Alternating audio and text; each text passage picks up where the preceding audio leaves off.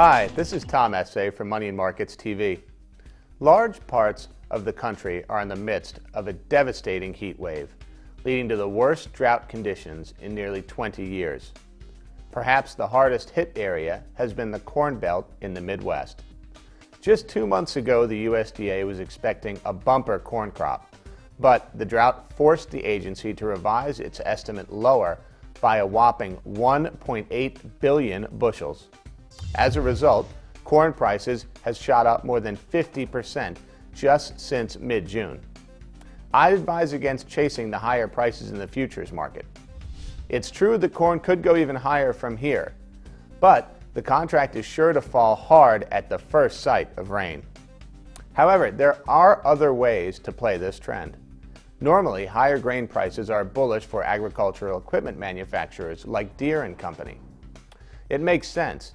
High prices put more money in farmers' pockets, which they use to buy new tractors, plow new fields, and upgrade old equipment.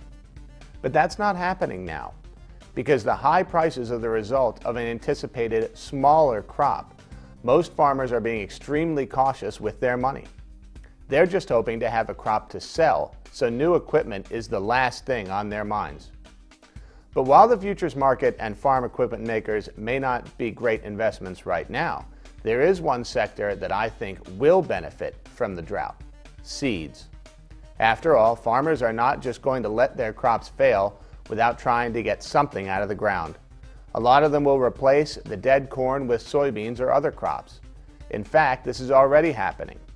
So we should use increased demand for seeds, especially drought-resistant seeds like the ones made by companies such as Monsanto.